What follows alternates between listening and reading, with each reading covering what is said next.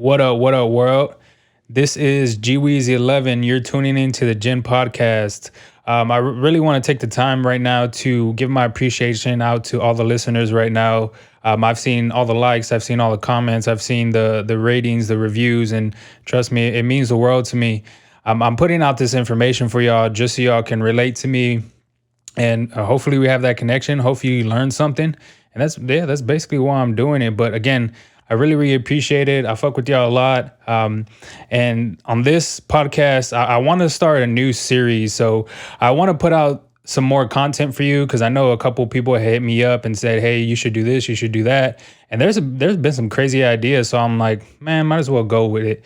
So this is going to be a brand new series. I'm going to do what I'm going to do on this topic, or this actual series, is pick a couple topics from current events. So whatever happened during the week, I'm going to talk about my thoughts on it. So hopefully there's some good shit going on in the world right now, or whenever I record that podcast. But that's about it. So this series is going to be called In Other News. So In Other News series. So hopefully y'all mess with that, because it took me like 2 seconds. But this, let's get into it. So the first topic I got right now is the NCAA college athletes, student athletes getting paid. So if you're not familiar with this, in California, they recently passed a bill. I believe it's called the Fair Play to Pay Act.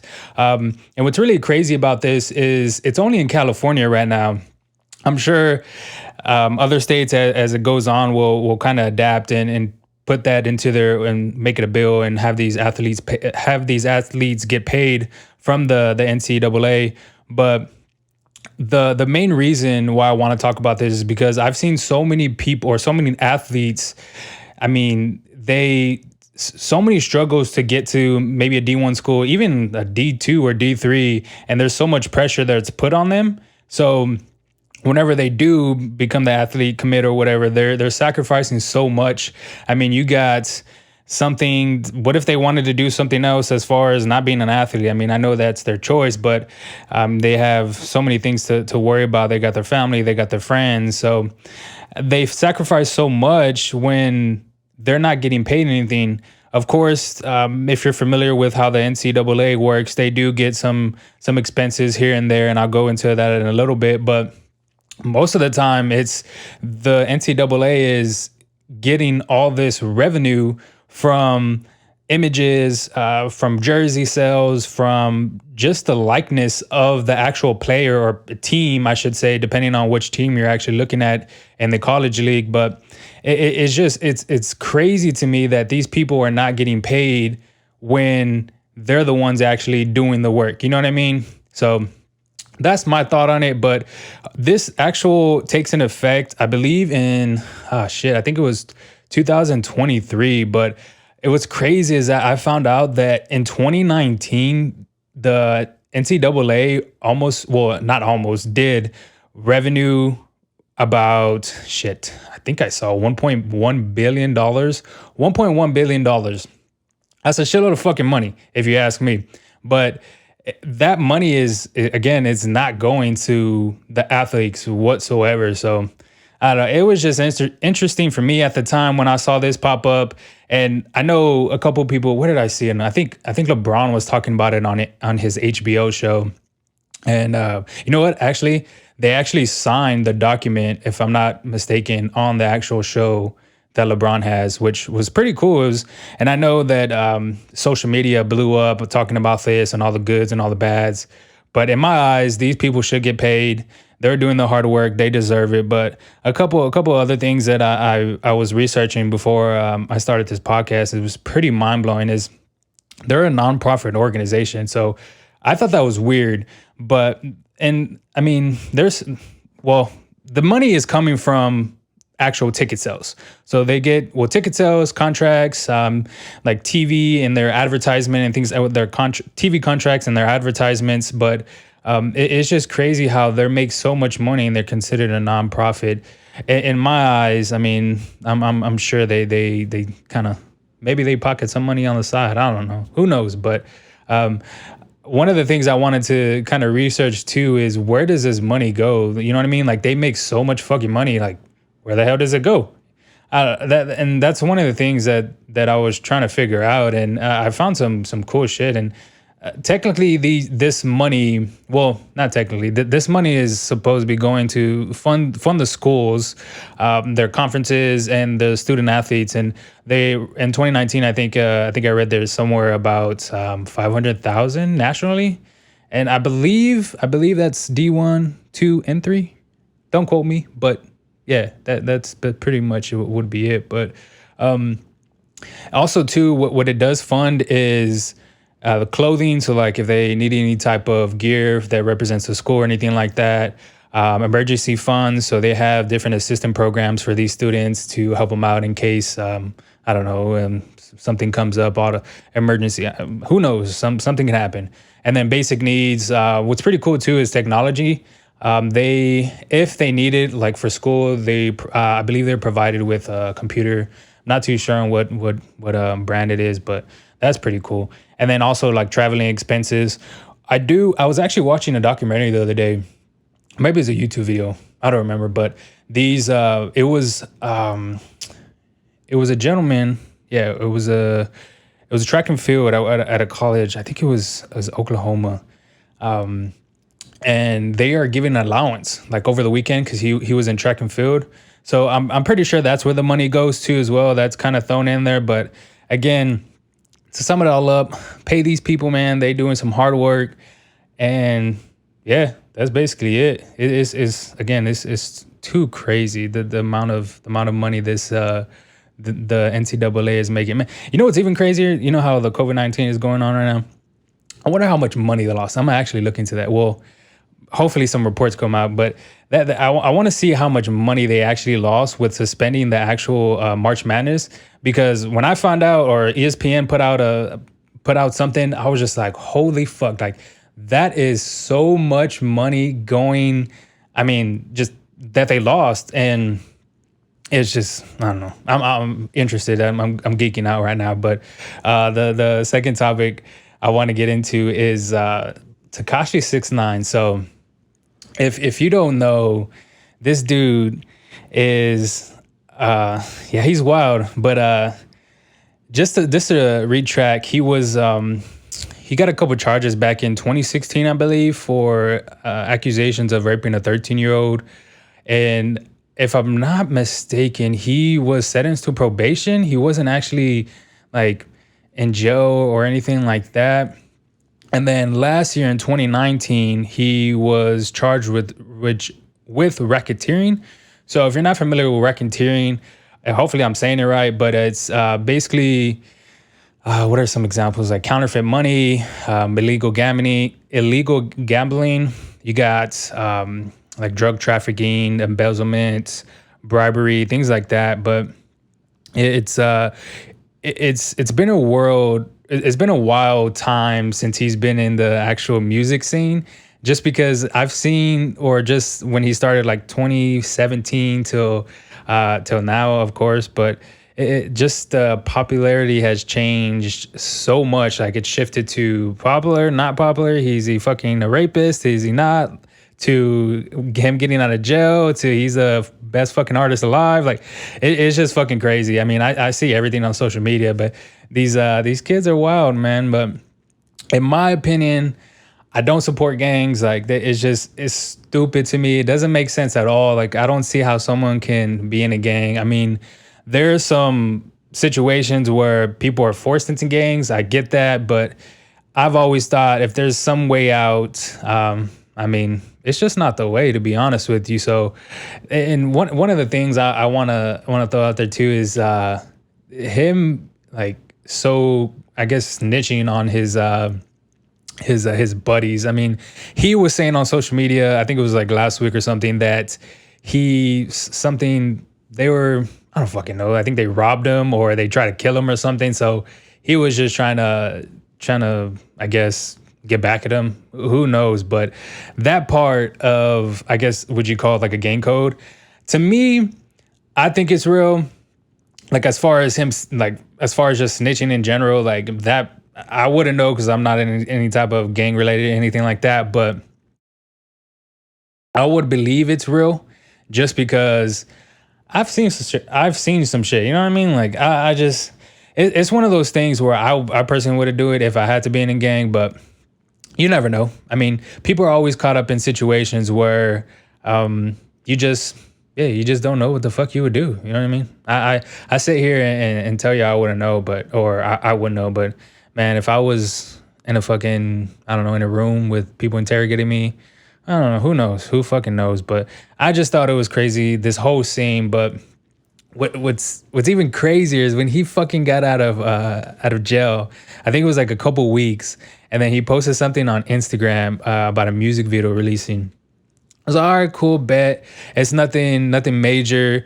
He's probably just gonna drop like a little single here, not gonna get any plays or anything like this. This motherfucker shook the world. I'm not gonna lie. Like, I was on Instagram. I think I was doing a podcast with Jimmy, I think, and I think he dropped it, and shit, I was like 2 or 3 hours. That shit had 30 million views. I was like, this is fucking crazy. Like, I've never, I don't. I mean, the only people I can think of right now is maybe, I think Drake. Drake has done some shit like that where he's dropped some new shit. But just to see him get out of prison, throw some music on there, and then the fucking people go crazy, even on fucking YouTube. I think when he released that the YouTube music video, that shit went crazy too. And honestly, that song that dropped, I mean, it's not bad, but in my eyes, I mean, he's cool and all. He can do his thing. I'm all for people making money, honestly, like do your thing, boo boo. But it's not my cup of tea. And what's even funny is I used to work at Apple, the retail store, and I had a buddy named Ron, and we were talking one time whenever Tekashi came out, and he's like, bro, he told me straight up, he's like, bro, this is the hottest, like he's gonna be the hottest new thing. And sure, like I was like, nah, bro, he's trash. Like he's just hating hard, like he's trash. And no, he's fucking not. And sure enough, I think that was spring break of 2018, somewhere around there, right before summer. It's like, nah, man, you're tripping. Sure enough, fucking that next year, maybe next 2 years, it fucking blew up like crazy. I think this was before he had any before he was on the scene. Like he released like one good song, and then he was kind of viral, but not really there. But yeah, it's not my cup of tea. You know what I mean? It's just, I can't be cruising in my Honda, jamming out some. I don't know, but that's just me. If y'all fuck with them, cool. I don't hate y'all. If you're listening, of course I'll fuck with y'all anyways. But that's about it. This next one is crazy. This next topic I want to talk about though is Joe Rogan and his Spotify deal. So I got the news. I think he posted it on Instagram and Twitter, and I got the news and was just like, holy fuck, like, damn, he's really making some fucking money out there.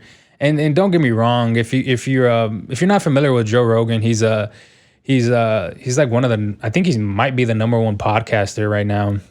He might be in line with another one. I was looking at it the other day, but yeah, he's a podcaster. He has his YouTube too as well, but he's mainly known for the UFC. He's a UFC commentator.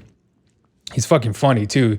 I know he done some comedian shit actually his starting his career off. And also too, when we went to LA last year in August of 2019, a couple of buddies of mine went to a comedian, a stand-up comedy show.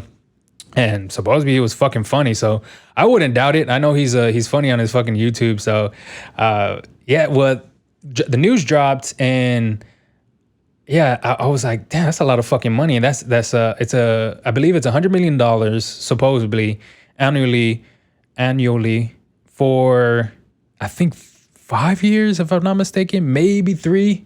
I would assume 3 to 5, just so if it was me, if I had that kind of leverage, you know what I mean, I would ask for like maybe like some of these NBA players or like an option to kind of see how it is at 3, maybe 4 years to see if anything has popped off, anything new is going on, anything else. Because with this $100 million deal, he is scheduled to take all his videos. Well, I think all his videos are coming off of YouTube. There's only going to be like clips. They're going straight to Spotify, so you can only stream them on Spotify. And then his his podcast is only going to be available on Spotify. So it's for free, but you got to be, I think you got to be. I'm not too sure if the videos you have to be a subscriber, like you have to actually pay the subscription. I wouldn't think you are, just because it's on YouTube anyways.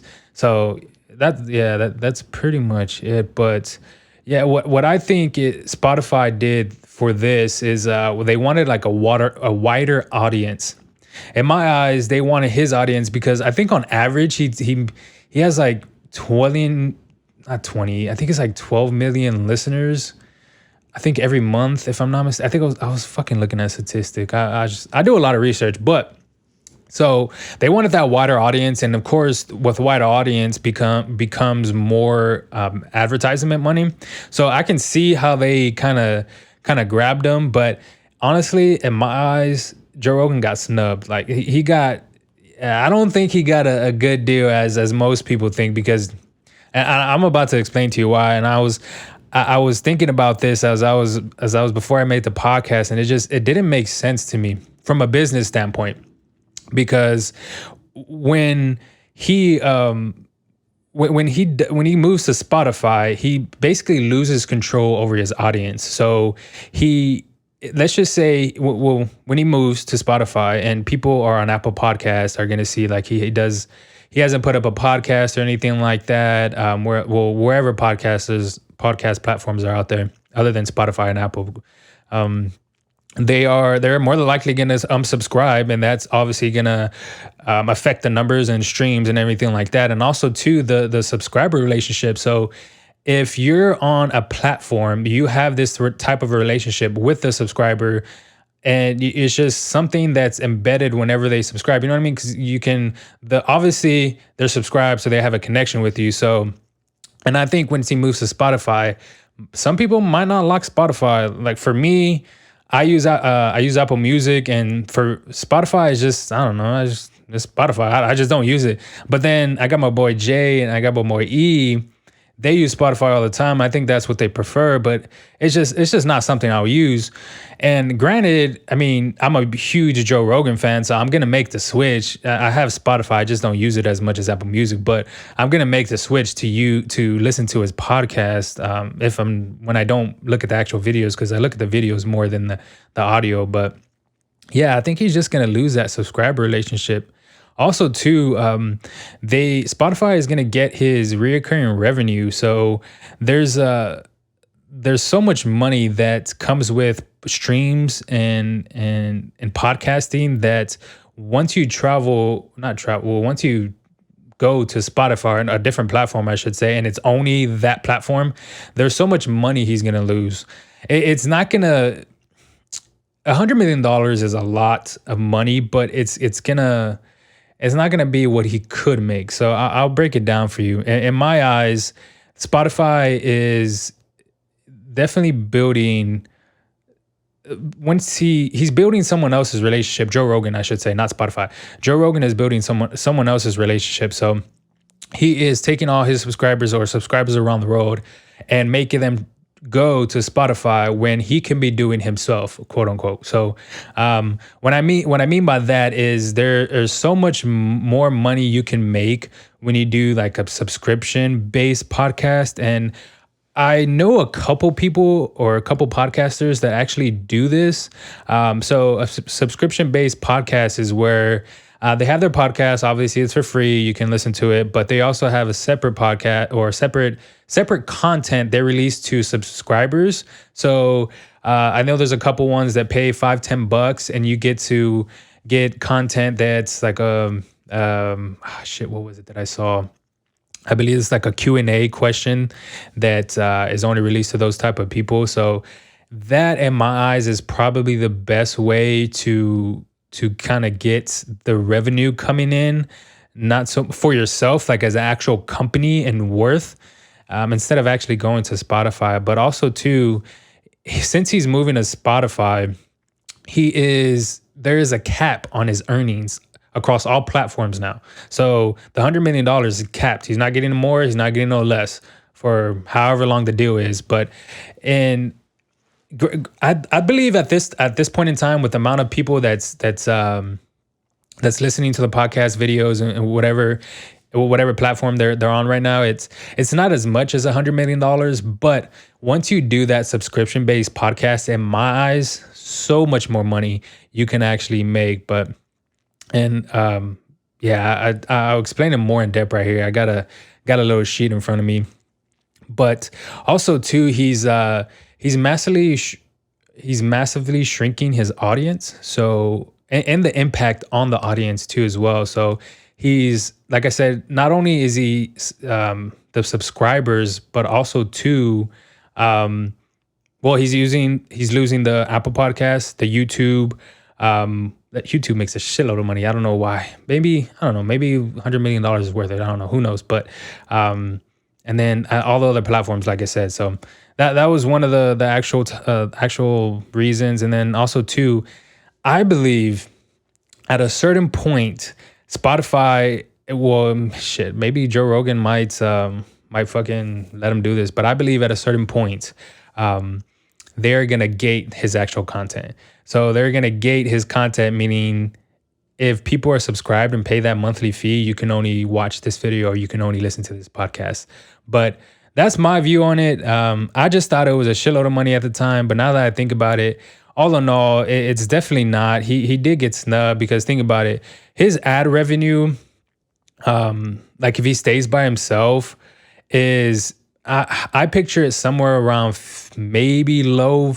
If you're low, maybe $50 million. If he takes, I was doing the math earlier. If he takes his subscribers and does a conversion rate, let's just say 5% of his subscribers do that $5 subscription for a year, I think he would probably make roughly about $33 million or maybe 35. That's what I was coming up with based on the statistics and the charts that I was looking at. So that's 50 million on the low end, 33 million on the low end for subscription revenue. And then YouTube revenue, I'm thinking based off his views, his average views, I'm thinking maybe 27 million. And total revenue versus $100 million is $110 million. And not to say that over the last couple of years, podcasting has grown. I believe it's 35% every year. So more and more people are listening to podcasts. That just means more and more revenue if he stayed and made his own business. So that's already beating $110 million by himself in his own business is already beating the $100 million. But again, who am I to tell him what to do? He's a fucking genius. I'm pretty sure he knows what he's doing. From a business standpoint, that just I had to do some research on it. It didn't make sense to me why that was so little of an amount. But again, he's gonna get paid. He's gonna do what he's got to do, and he's a fucking cool guy. But yeah, the guys, I just wanted to touch on those few topics real quick. Hopefully y'all enjoy listening to this. Again, this is in the other news series that I have on my podcast right now. I'm gonna commit to every Monday. Hopefully my fat ass don't mess anything up and I get these podcasts out dishing every Monday. But I want to kind of keep them between 15, 25 minutes, depending on what topics I have and how much I know about the information and stuff like that. But just my views on these topics. Feel free to let me know in the comments on the Instagram if you agree with anything. If anything in general. I don't mind talking to y'all. Again, if y'all listening right now, I fuck with you heavy. But yeah, this is your host, GWeezy11. You're tuning into the Gym Podcast. Peace.